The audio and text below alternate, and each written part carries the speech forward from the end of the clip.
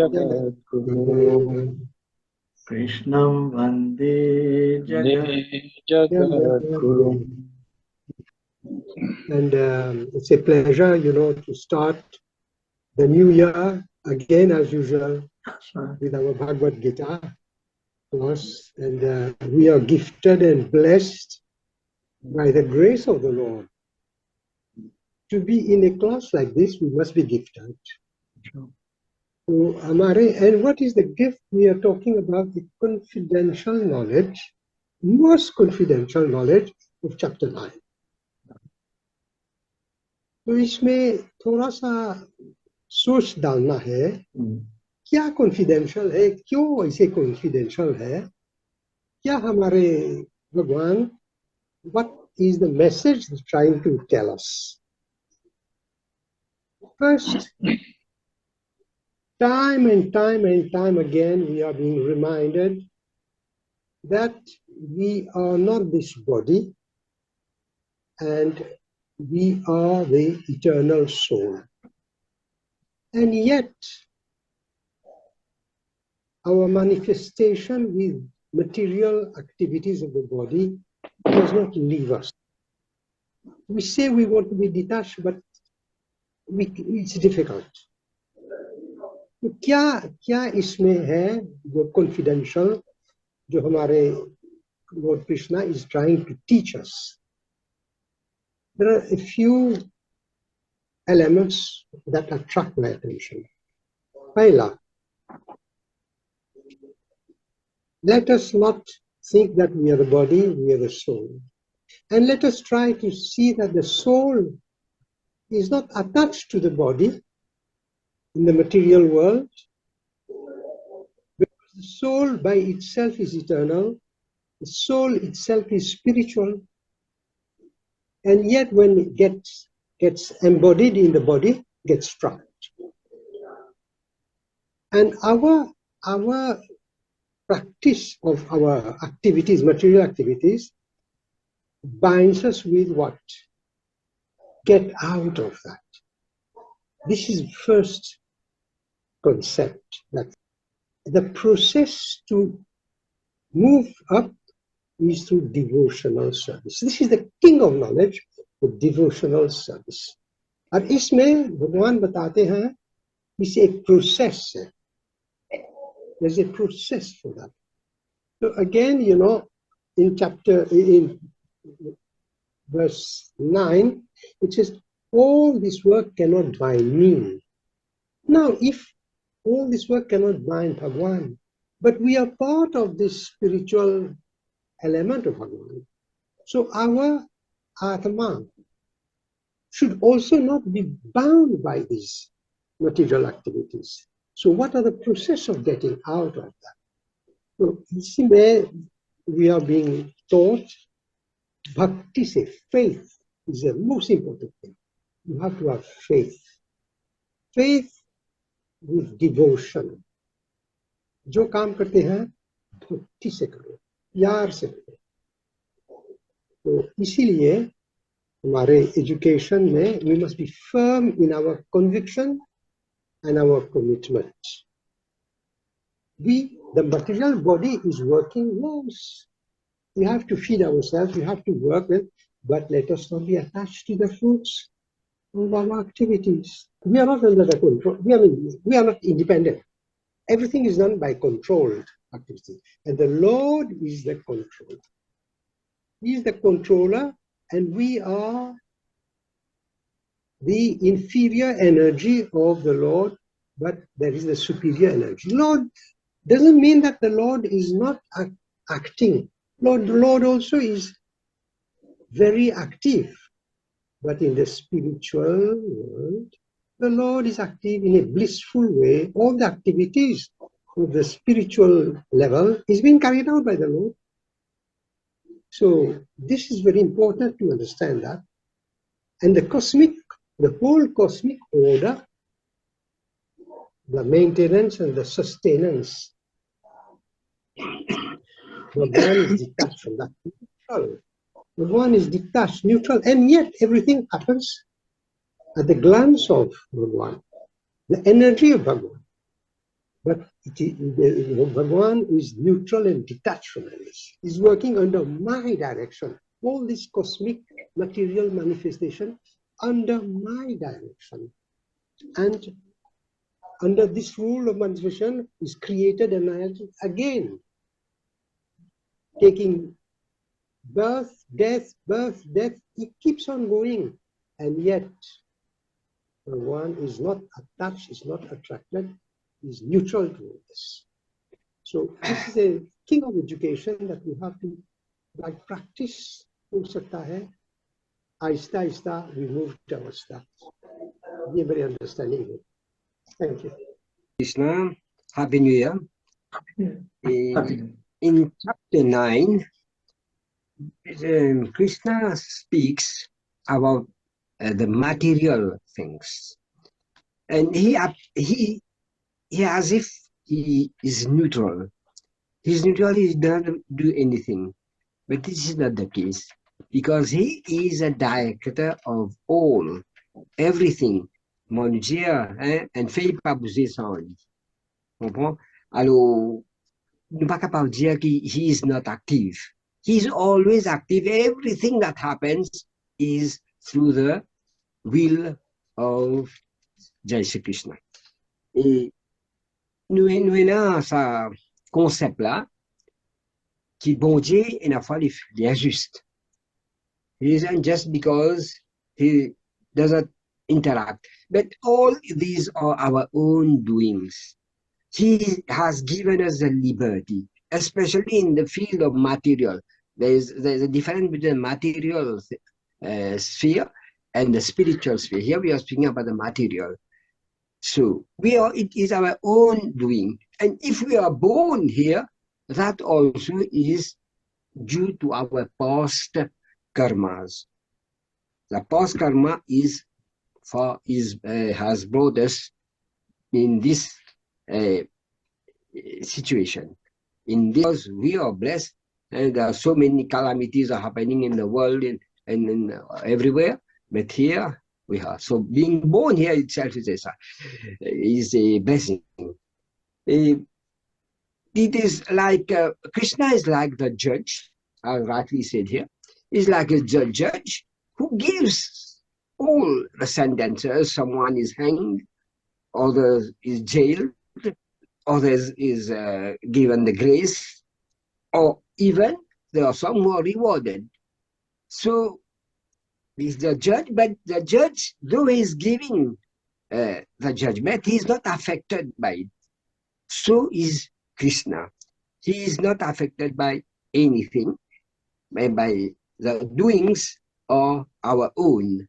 So we must strive to do good, be good and see good, so that in the future, in this life, we can erase some of our past deeds, our past karmas.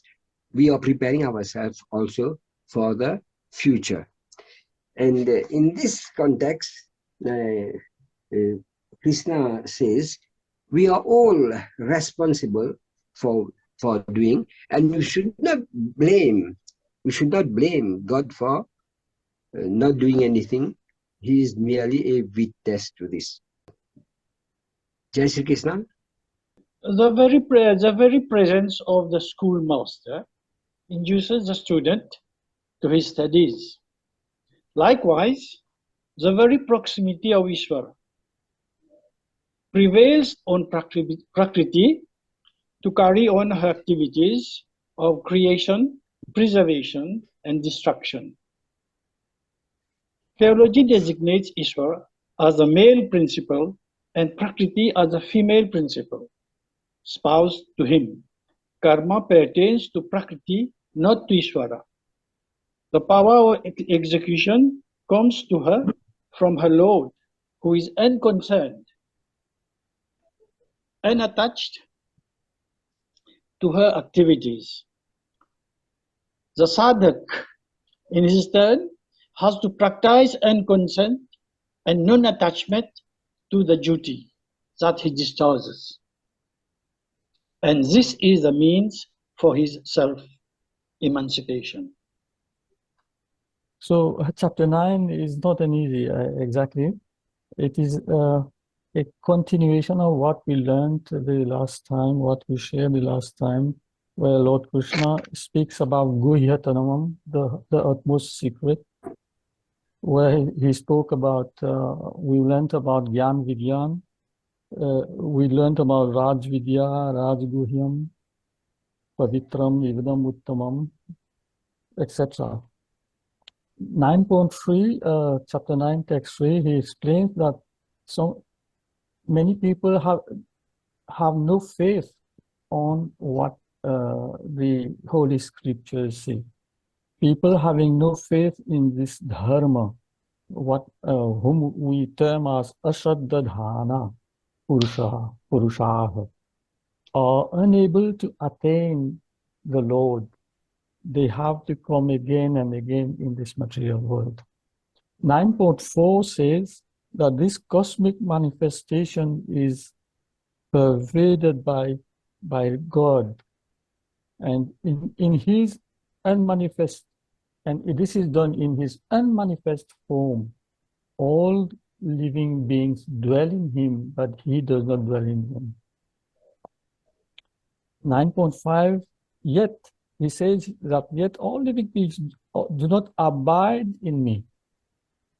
Although I am the creator and sustainer of all living beings, I am not influenced by the living beings, nor by material nature. All these qualities that we possess, Kama, Krodha, Lobha, Moha, Ahankara, that are developed in material nature, God does not possess all these qualities. He is Bhuta Bhrit. 9.6 says that just like the wind is blowing everywhere, it rests in the ethereal sky. Akash sthit rehta hai. And in the same way, all beings rest in me. Again and again, the material world is annihilated, and again, it is kalpakshaya punaha, punah tane kalpadav. It is again created. It is again generated. And what is the length, what is the time that this takes? So in chapter 9, text 9, he says, Na chamang tani karmani nibadhananti dhananjaya ma udasina vadasina ma saktang teshu karmasu nibadhananti. I am not bound by all these creations, about all this action pertaining to creation. Hey Dhananjay, O Arjuna, I am neutral. I am situated aloof to all this creation. I am detached to all this creation.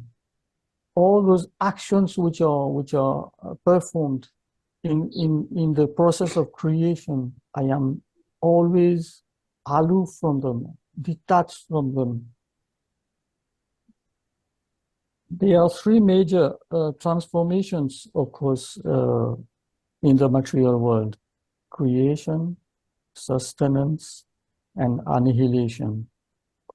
All material bodies are subject to these three changes, yet the supreme, what we call Atma is never subject to these changes.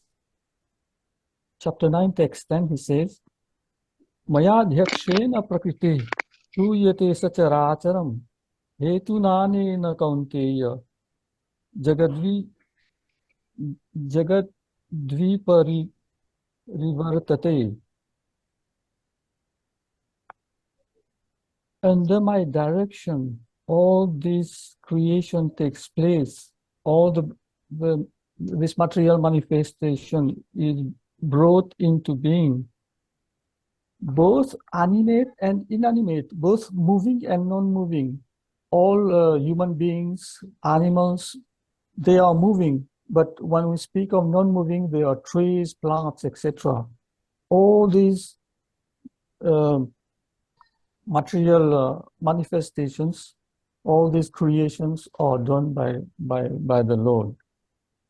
And the creation is made possible. This is a very scientific process, and it is not easy to understand, as clearly pointed out.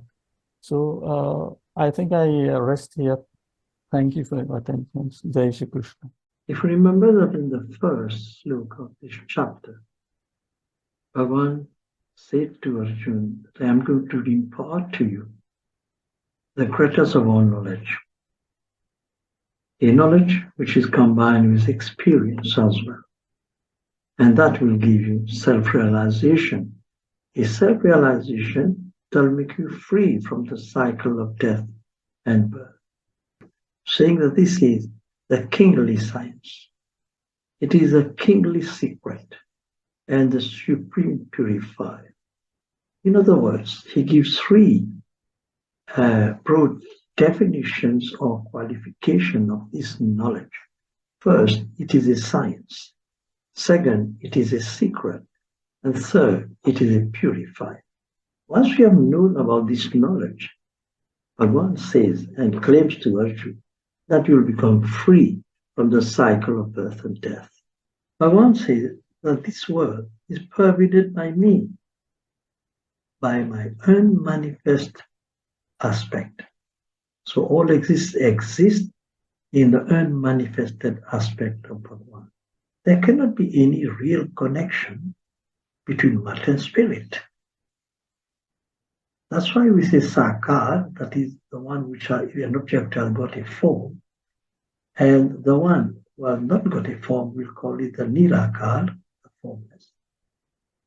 There cannot be a proper connection, a tangible connection between an Akar and Nirakar. A bit like the dreamer who dreams, and he can explain to you what he has dreamt of. But there is no connection, no tangible, no physical connection between the dream and the dreamer. So the connection between the self, SELF, S capital, and the physical body is but illusory. It's an illusion. In the sixth, he further proceeds to explain to Arjuna that just like the mighty wind, which moves everywhere, always rests in the ether, even so, one should know that all being rests in him, Bhagavan. In the seventh sloka, Bhagavan is going to mention about that all beings, and explain to Arjuna, all beings go into my nature at the end of a kalpa, to give the idea that there is some kind of affinity in time for people.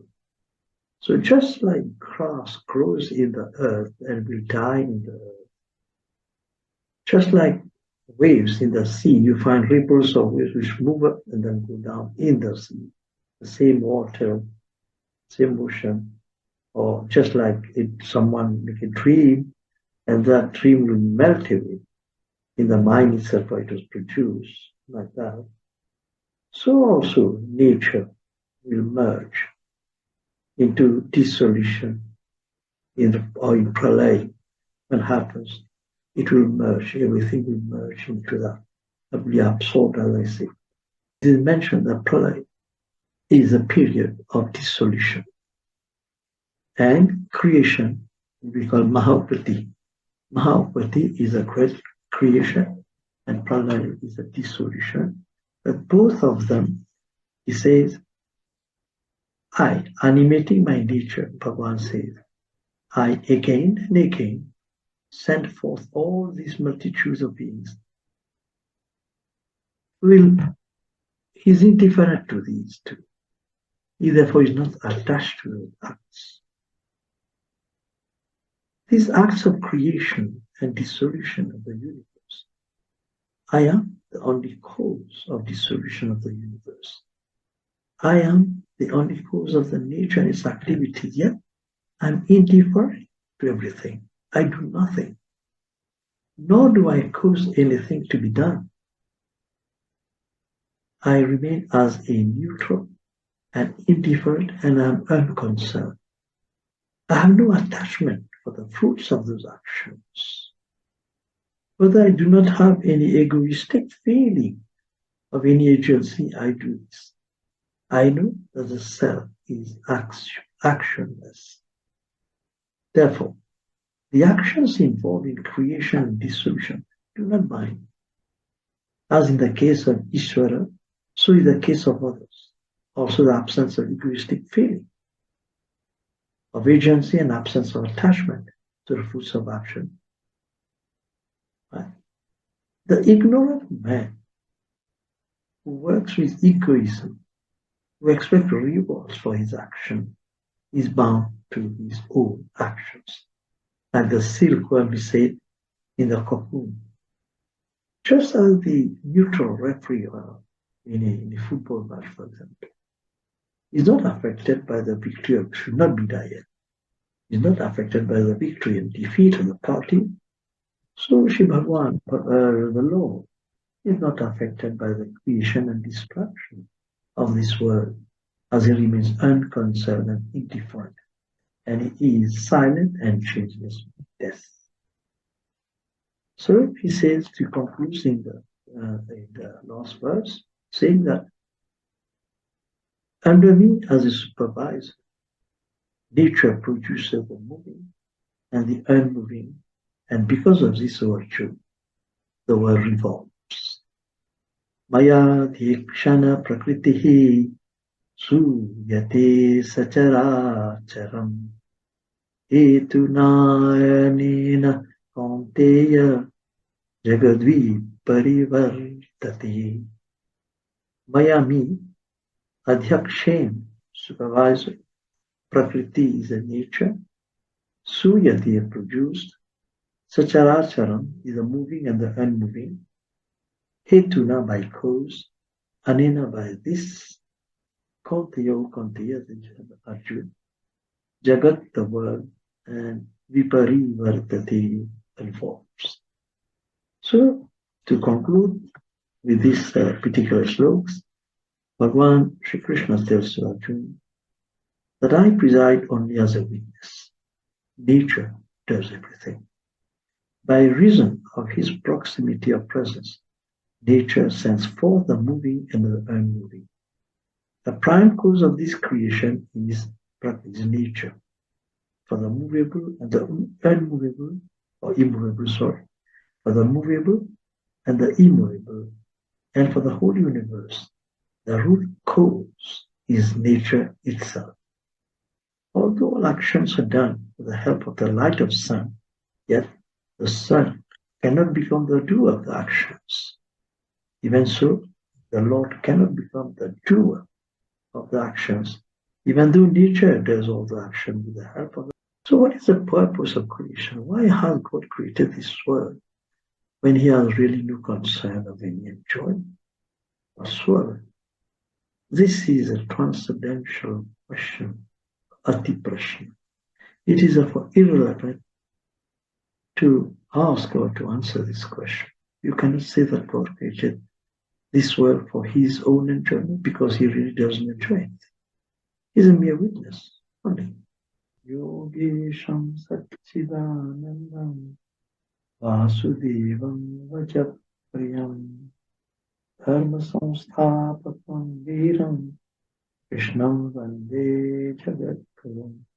Krishnam Vande Jagat Guru.